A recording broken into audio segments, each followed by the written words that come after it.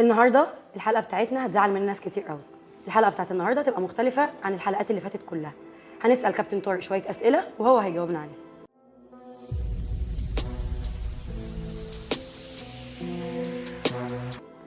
طب يا كوتش، ممكن تقول لنا ليه الناس بتتشد للفيديوهات اللي بتنزل على النت الكتيره اللي هي بيبقى فيها حاجات ناس بتطير في الجو؟ طيب، هو الإجابة على السؤال ده في عوامل كتير قوي. أولهم إن الناس دايما بتشوف إن المدرب ده بيعمل حاجات خارقة للعادة. المدرب ده تنين قوي، جامد قوي، بيخلص التكنيك في كده، دي اللي هي تكنيك بيخلص في كده. غير إن هم شايفينه سوبرمان طبعا. إحنا عندنا جهل أو عندنا عدم دراية بالفنون القتالية أو بثقافة الفنون القتالية أصلا.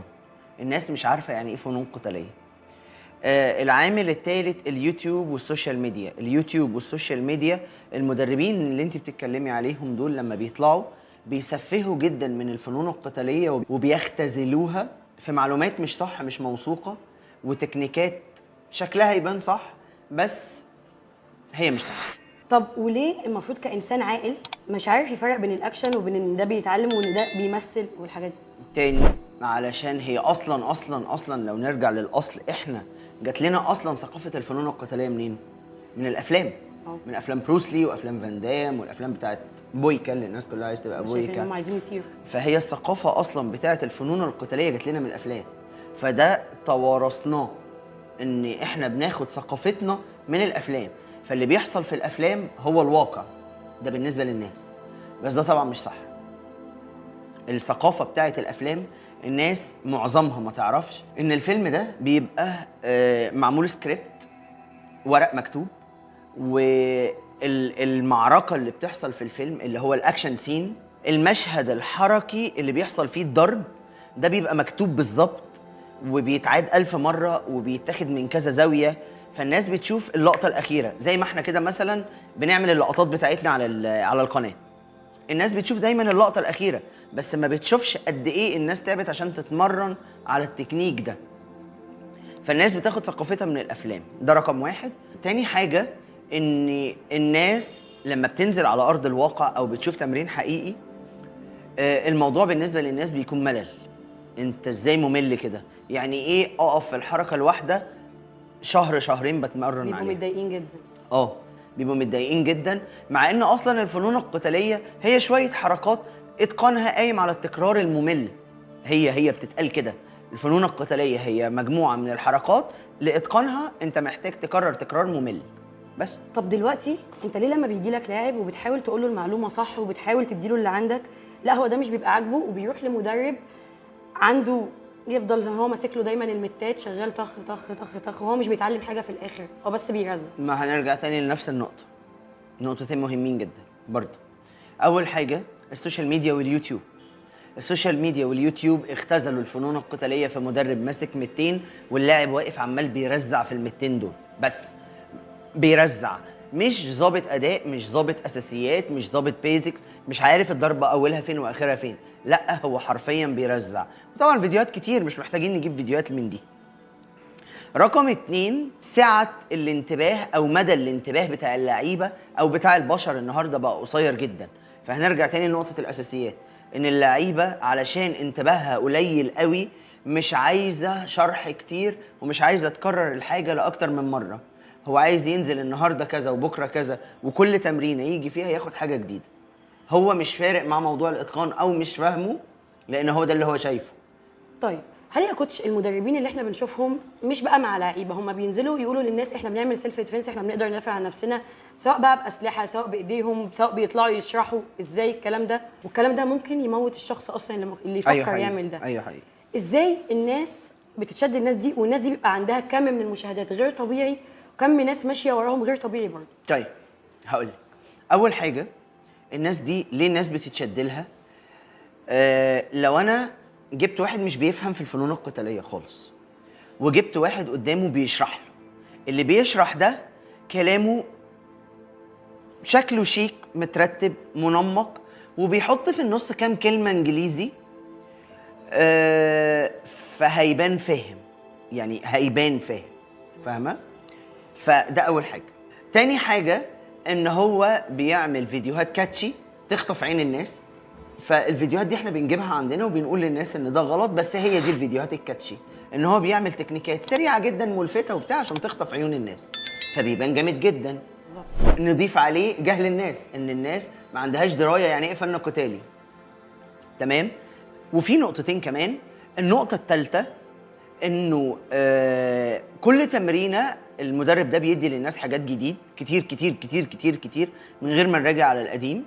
رقم 4 ان اشتراكه غالي جدا، واحنا عندنا ثقافه الغالي ثمنه فيه. فكل ما اشتراكك كان غالي مع شويه الحاجات اللي قبل كده يبقى انت اكيد بتفهم. تنين. بالظبط. فهي دي الفكره، بس هم دول الاربع نقط ان المدربين بتلعب عليها. طب وايه رايك في الدورات اللي بتتعمل او اللي بيتقال عليها دفاع عن النفس في مده 5 ايام، انا هطلع هطير في الجو وهطلع نار من بقي والحاجات دي؟ طيب مفيش حاجه اصلا اسمها دورات، يعني مفيش حاجه اسمها دوره سيلف ديفense. ليه؟ لان احنا بنقعد طول عمرنا نتمرن علشان نتقن الاساسيات اللي هي معانا اصلا، بس احنا بنقعد طول عمرنا نتمرن علشان نتقنها. تمام. فالدوره دي وزي ما قلنا من كام نقطه ان الفنون القتاليه هي مجموعه من الحركات قائمه على التدريب الممل بوقت كبير جدا. وتعالى ناخد مقوله لبروسلي. قال ايه؟ قال لك انا بخاف من الشخص اللي اتمرن على الضربه 1000 مره، مش من الشخص اللي معاه 1000 ضربه او 1000 حركه مختلفه. فده يقول لنا المبدأ ده ان الفنون القتاليه هي قايمه على التكرار. فلو انت ما كررتش بشكل دوري ويومي خلاص انت مش هيبقى ليك لازمه. فمنين ان احنا بنقول كل الكلام ده، ومنين ان انا اقول لك تعالى لي في 3 ايام انا هعلمك سيلف ديفنس وتدافع عن نفسك في الشارع ضد الاسلحه وضد 3 4 مهاجمين وتبقى بتطير في الجو وبتطلع نار وبتعمل كل ده؟ اكيد مستحيل، مش هينفع. فده اسمه نصب. هل المدربين اللي بيطلعوا بيقولوا للناس ان هم يقدروا يدافعوا عن نفسهم في حركه واحده اللي هي كده وكده، دي الحاجات اللي احنا بنشوفها دي، هل دول لو اتحطوا في موقف حقيقي بجد في الشارع هيقدروا يعملوا حاجه؟ طيب الناس اللي هتعرف تعمل يعني تعرف تدافع عن نفسها بجد بيبان. يعني مثلا لو جبتي لي مدرب MMA واقف قدام اللعيبه بتاعته وهو بيضرب وبياخد منهم وبيديهم، هو ده اللي هيحصل في الخناقه، ان انا هضرب وهتضرب. لما تبقى بتعمل تكنيك وفاهم التفصيل بتاعه وفاهم ان رد فعل الخصم ممكن يبقى كذا، ده بيبان ان هو الخصم على انه عروسه لعبه. بالظبط. ده بيبان انه فعلا يعرف يعمل ده. انما اللي بيجي يقول لك بص الخصم واقف كده ما بيعملش اي حاجه وانا همسك ايده كده وهعملها كده فهينزل كده، وتقف تعمل كده، وتقف تعمل كده وتضرب مش عارف ازاي. فده بيقول ايه؟ ان الراجل ده او الشخص ده ما تعرضش للموقف ده بجد بجد بجد في خناقه او في مشكله بجد، فهو مش عارف رد فعل الخصم هيبقى عامل ازاي، او ما اتحطش في الموقف ده وحصل له رد فعل من الخصم.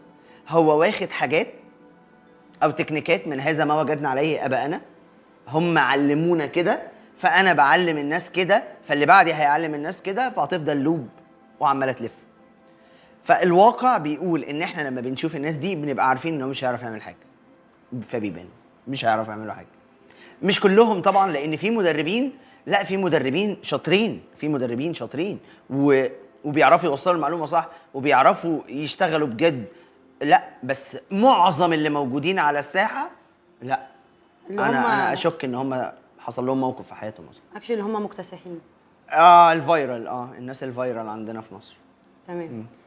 طب ايه رايك في الناس اللي بتتكلم عن النقط بتاعه الطاقه برضه؟ طيب احنا اتكلمنا في فيديوهات كتير على القناه بتاعتنا عن موضوع الطاقه ومش الطاقه وبتاع وكده. طيب باختصار وباختزال، لو الطاقه دي موجوده كانت بانت جوه الMMA، كانت بانت على الرينج بتاعت الكيك بوكسنج، كانت بانت جوه ماتشات الكاراتيه اللي هو النهارده بقى تاتش. مفيش حاجه اسمها طاقه ونشتغل على نقط طاقه ومش نقط طاقه. طب خلينا نتكلم في الاكستريم بقى. فرضا ان في نقط الطاقه وده مش حقيقي، بس فرضا انت ما عندكش وقت تستخدمها. يعني تعالى تخيل معايا، انا بتخانق مع واحد او واحد بيتخانق معايا، فبدل ما دافع عن نفسي واصد واضرب وبتاع، اقوم داخل دايس له على نقط في جسمه. ه- طب حط نفسك انت، اي حد بيشوف الفيديو، مكان الراجل اللي بيتخانق معايا ده. انا بتخانق معاك، وبدل ما اضربك اقوم رايح دايس لك على نقط. انا شفت فيديو كان حد بيدوس لحد هنا وحد بيدوس له هنا كانت وحد مسخره. بس فأسر الكلام، اتعلم لو عايز تتعلم فن قتالي، اتعلم فن قتالي ينفعك بجد، مش يديك حركات وخلاص. ومعلومه تانية، الفن القتالي اللي ما تقدرش تجربه بجد على خصم ملوش لازمه.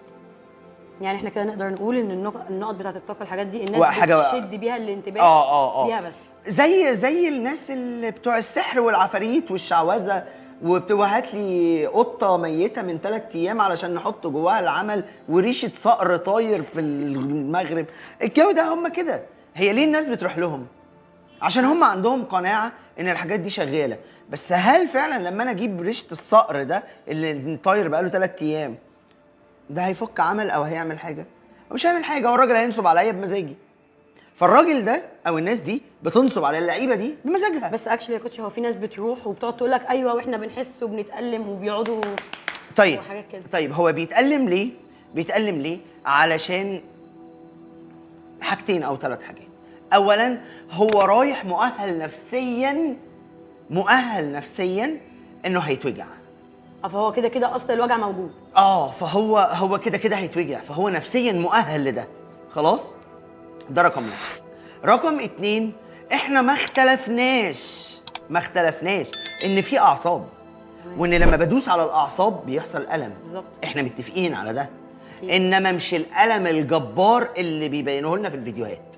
في الم، انما مع الالم ده لا، انا ممكن اكسر وشك مش برضه الالم اللي عادي. يوقعني. لا في الم، بس مش الالم اللي يوجعني، اللي يوقعني. بس فهم اصلا بيبقوا رايحين جاهزين نفسيا للي هم بيشوفوه ده. هنرجع تاني للدجالين. انا واحد عادي مفيش مشكله، وانا عملت ده واهلي يشهدوا عليا لانهم يشوفوا الفيديو. خلاص.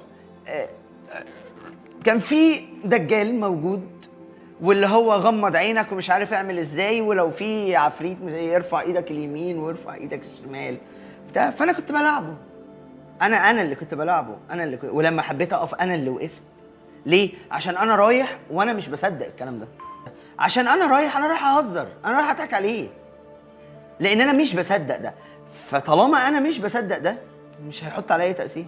انما في ناس تاني هو بيلعب بيهم بالظبط، وبيسرق فلوسهم، وبيخليهم زي ما بقول لك يجيبوا له ريشه صقر طاير حاير بقاله 3 ايام، حاجات كده غريبه خرافيه، وفي الاخر هم اللي راحوا له بمزاجهم، فهم بيضحك عليهم بمزاجهم.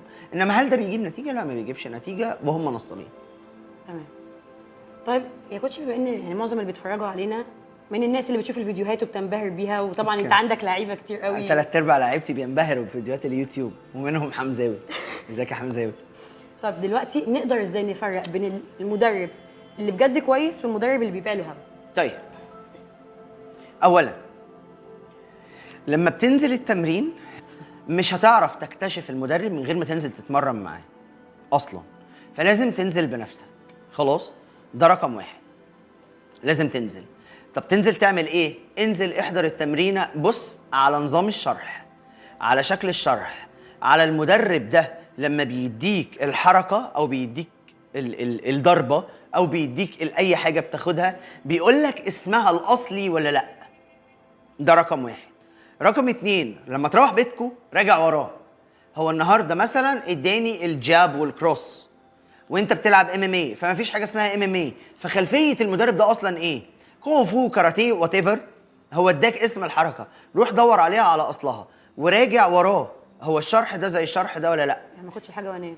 لا، ما انا لو خدت الحاجه وانام انا هعرف منين هو صح ولا غلط؟ تمام. ما انا لازم اراجع وراه.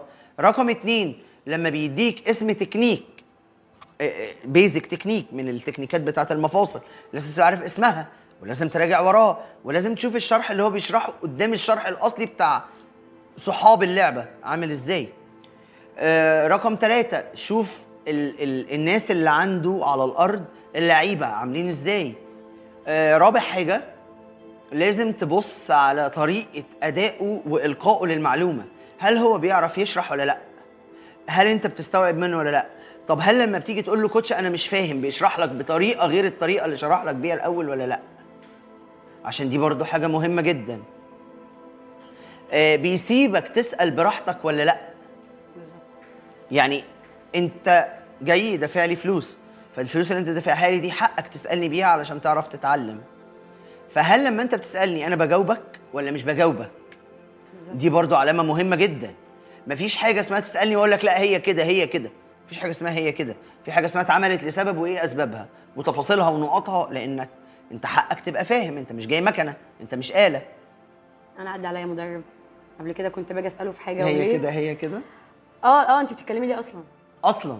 يعني انت عبد حقير، ما ينفعش تتكلم. لا اصل انت نفذ وانت ساكت. اصل انت جايه دافعه فلوس.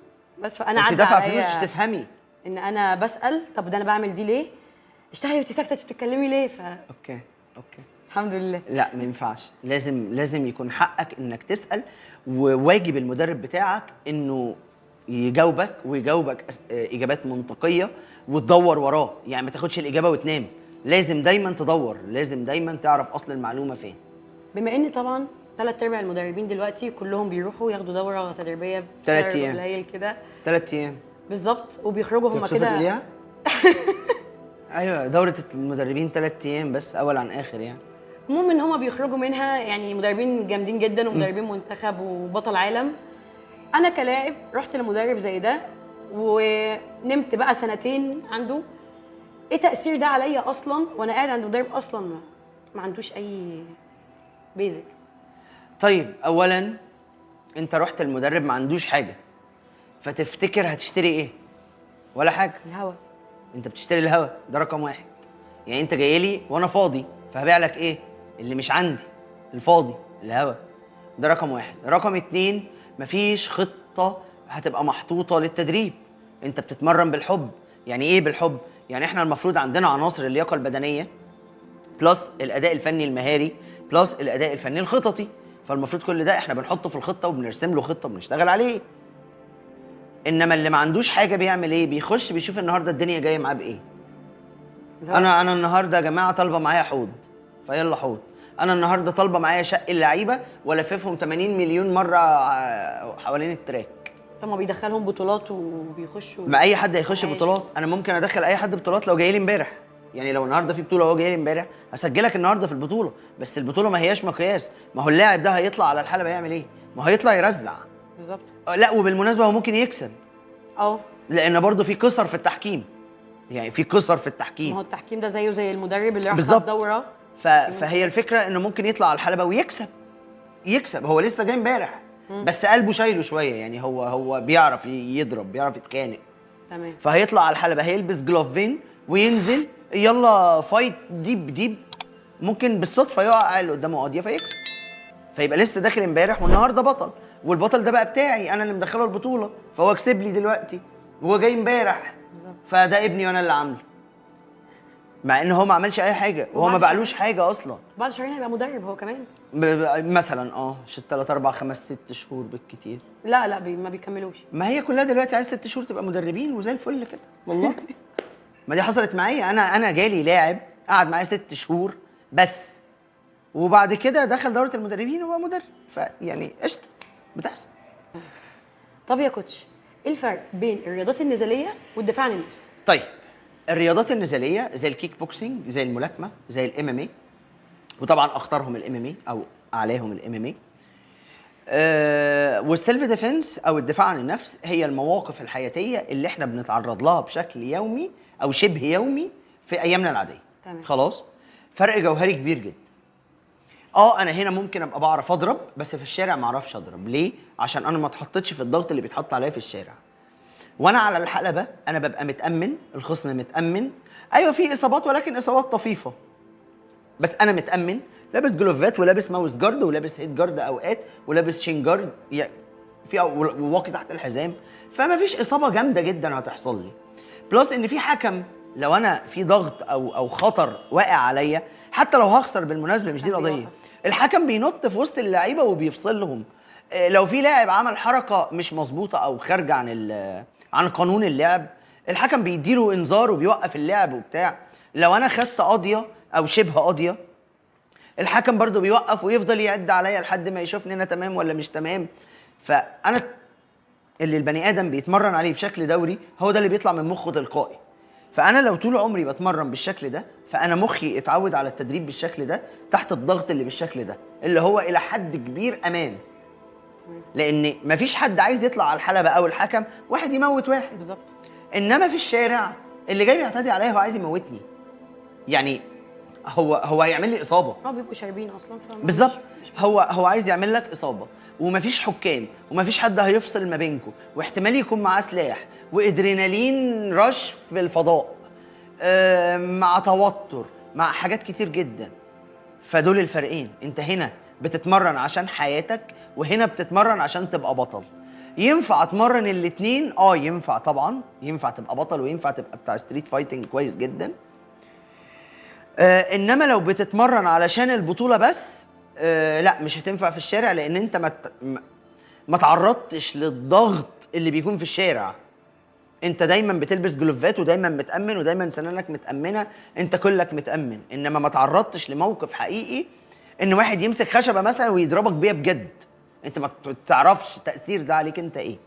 فلا الفرق جوهري، الفرق كبير جدا ما بين الاتنين. طب وفي الاخر تحب تنصح الناس اصلا بايه؟ نصيحه كده نقدر نديها للناس يمكن تفيدهم بحاجه. النصيحة اللي ممكن اديها للناس ان انت يا قبل ما تتمرن بقى وقبل كل الكلام ده لازم يبقى عندك دراية بالفنون القتالية، لازم يبقى عندك ثقافة الفنون القتالية. خش اقرا، شوف الناس بتتمرن ازاي بجد، شوف تمرينات بجد. انزل قبل ما تخش تتمرن مع حد، روح مع مدرب واثنين وثلاثة واقعد اتفرج على تمرينهم وشوف الفروقات وقارن بعينك، وبعد كده قرر. ليه؟ لما هتروح للمدرب ده انت بالظبط كأنك رايح لدكتور. انت رايح بتدفع له فلوس وبتسلمه حياتك الاتنين. يعني انت بتديله فلوس وبتسلمه حياتك، وبتقول له لو سمحت انا الكائن ده عايز اتغير ابقى الكائن ده. فانت مسلم له ليه؟ ما هو انت لازم اصلا يبقى عندك ثقافه. بلاش انت لما بتخش تشتري حاجه من جوميا او سوق او الحاجات دي بتعمل ايه؟ هل بتخش انا عايز كذا بتخش تشيك اوت وخلاص؟ لا، انت بتخش بتفضل تدور على احسن سعر وافضل خدمه، وبعد كده بتشوف الريفيوهات، وبعد كده بتشوف الكومنتات، وبعد كده بتبص تشوفه واخد كام نجمه، والتعليقات السلبيه هي سلبيه ليه، لو التعليقات السلبيه دي الناس مجتمعه عليها في المنتج ده، يعني المنتج اللي انا محتاجه ده فيه تعليقات سلبيه، هل هقدر اتغاضى عنها ولا لا؟ انت بتعمل كل ده كله وانت داخل تشتري حاجه عبيطه. فتخيل انت رايح لمدرب بتديله فلوس وبتسلمه نفسك. فانت المفروض تبقى عندك الثقافه دي، زي ما بتدفع فلوس هنا وبتراجع، لما تدفع فلوس هنا راجع، اعرف انت بتتمرن مع مين هم الابطال اللي عنده، عمل هو نفسه اصلا كان بطل ولا لا. حاجات كتير قوي. قبل ما تقرر تتمرن خلي عندك ثقافه الفنون القتاليه. وهنا نكون وصلنا لاخر الفيديو، ولو عجبكم تقدروا تعملوا لايك وشير وسبسكرايب، ويا ريت لو حد عنده اسئله يبقى يكتبها في الكومنتات. وخلينا دايما متفقين وماشيين على نفس المبدأ اللي انا بقوله على طول، مش كل حاجه تشوفها تصدقها. مع السلامه.